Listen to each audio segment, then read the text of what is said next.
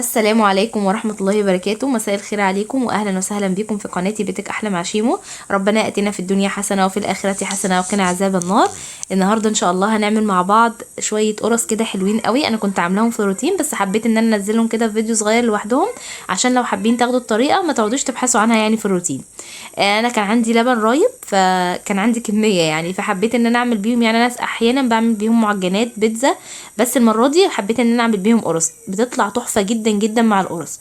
هعمل كيلو دقيق واحد بس المرة دي، فعندي كيلو دقيق يكون منخول، ولو عايزه العجينه معاكي تكون كويسه انخل الدقيق اكتر من مره، وعندي خميره وسمسم وبيكنج باودر وفانيليا، وتكون الماده الدهنيه سمنه على زيت او زبده على زيت او سمنه بلدي. بس الماده الدهنيه اللي انت تحبي تضيفيها ضيفيها. الكيلو ده بياخد حوالي كوبايه من اللي هي المج بتاع الشاي الكبير.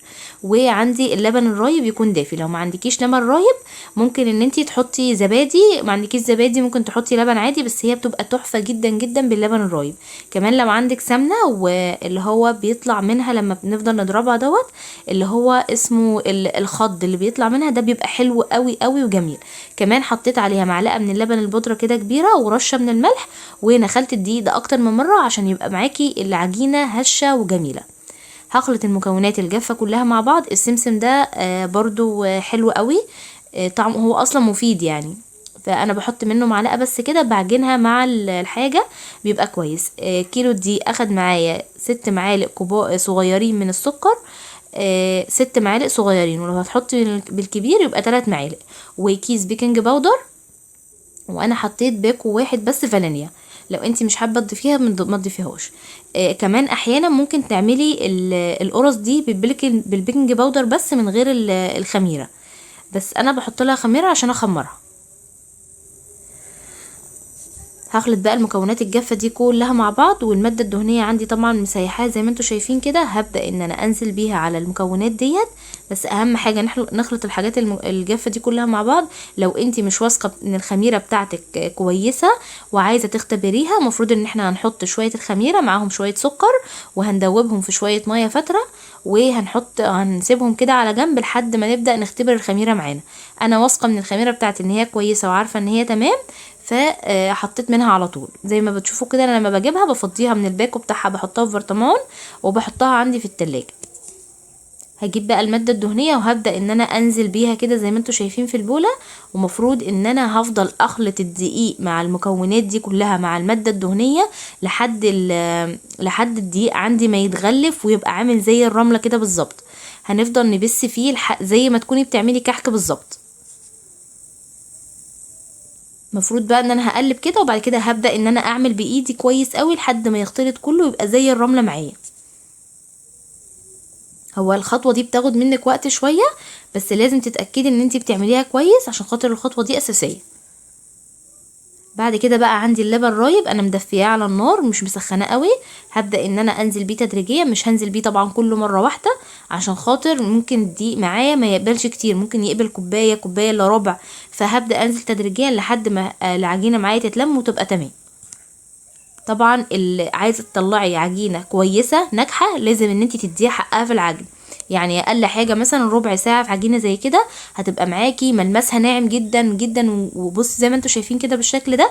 عايزه تريحي منها كل شويه اعجنيها وغطيها واركنيها مثلا دقيقتين وابداي ارجعي لها تاني لحد ما تبقى معاكي العجينه بالشكل اللي انتوا شايفينه ده. الملمس بتاعها ناعم جدا جدا وكويس. انا مش هخمرها مرتين، انا هخمرها مره واحده بس. هبدا ان انا اقطعها وهفردها واسيبها تخمر مره واحده. لو انا بسبتها بس ارتاحت كده شويه على ما لميت الحاجات اللي انا بهدلتها دي كلها وغسلتها وجهزت عندي السيجون اللي انا هستخدمها، والبوتاجاز كمان الفرن جهزته عشان خاطر بقى ايه اشغله على طول يسخن على ما تخمر معايا. هبدأ بقى ان انا اكورها. الكيلو ده يعني هو كيلو الا حاجة بسيطة، عمل معايا حوالي 26 واحدة او 30 واحدة. تمام. كمان عشان انا مكبرة الحجم بتاعه شوية، يعني ممكن يعمل معاكي 40 كمان واحده لو تصغريهم شويه. كان عندي بقى ايه، ما عنديش عجوه بس عندي البلح اللي هو التمر العادي اللي هو الطري، فاخدته فصصته وغسلته كويس وحطيته على النار وفضلت ازود فيه سنه ميه بسنه ميه لحد ما طريت معايا بالشكل ده عشان ايه احشيها عجوه.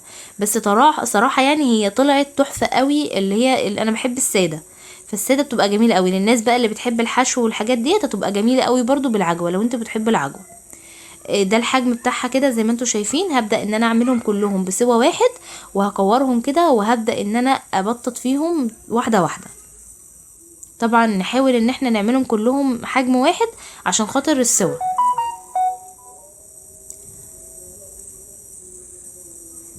ريحتها بقى كانت تحفه. السمنه البلدي في الحاجات اللي زي كده بتبقى جميله قوي، واللبن الرايب والزبادي، الحاجات دي بتدي طعم حلو قوي للمعجنات.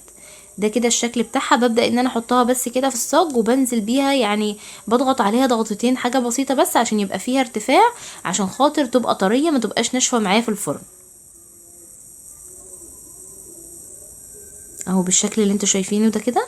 مش بخليها رقيقه خالص، يعني حاولي ان انت تسيبي فيها كده ارتفاع عشان خاطر لما تيجي تسويها معاكي. انا جربتها المره اللي فاتت عملتها كده، يعني رفعتها نشفت معايا كانت ناشفه، لكن المره دي لما سبت فيها كده زي ضغطت عليها بس ضغطتين اتنين كده زي ما انتوا شايفين، ادت معايا كده سمك، يعني ارتفاع حوالي سنتي مثلا، نص سنتي. فعملت من جوه زي اللي هي بتبقى في العيش الفينو، اللبه اللي بتبقى في العيش الفينو دي. فالقرصه معاكي بتبقى طريه مهما تقعد في الفرن ما تنشفش معاكي. الكميه دي عملت معايا 3 سيجان. طبعا انا نسيت خالص العجوه، ما افتكرتهاش غير بعد ما خلصت كل حاجه وخلاص وركنتهم بقى عشان يخمروا. فانا نسيت وحطيت العجوه بعيد عني، فنسيتها خالص. لقيت بنتي هي اللي فكرتني يعني بموضوع العجوه ده، فرجعت بقى عدت عليهم تاني كلهم، اللي هي الكميه اللي انا عايزه احط فيها عجوه. او ببدأ بقى، انا كنت بططهم خلاص. لو انتي بقى عاملاها كورة بتبدأي تفتحيها كده من النص وتحطي فيها العجوة وتلفيها تاني، فبتبقى اسهل يعني ليكي واسرع.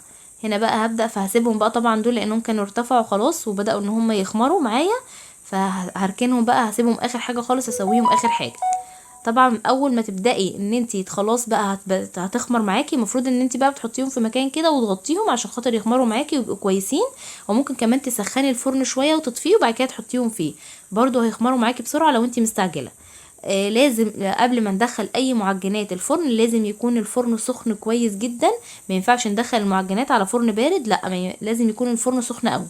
فانا بقى في المرحله دي سخنت الفرن كويس قوي، وكانوا معايا ارتفعوا وخمروا خلاص بقوا تمام. دخلتهم بقى على فرن درجه حراره 200 في الرف الاوسط، وبقيت بتابعهم. وطبعا لما يعني طالما الفرن سخن هو معايا اتحمر من فوق من تحت، ما احتجتش ان انا اشغل الشوايه. ده كده كان الشكل بتاعهم في النهايه. ريحتها كانت جميله جدا، كانت قلب الشقه صراحه.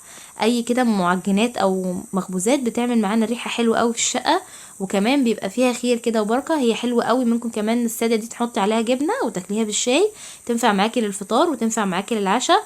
كمان بتبقى حلوه قوي للاطفال لو احنا بقى بنودي المدارس وبنحط في اللانش بوكس. الحاجات دي حلوه قوي. يعني لو عندك شويه لبن كده رايب ما تحاوليش ان انت، يعني مش لازم نعمل بيهم بشاميل، مش لازم نعمل بيهم بيتزا، بس يعني ممكن نعمل بيهم كميه حلوه قوي من القرص زي ما انتم شايفين.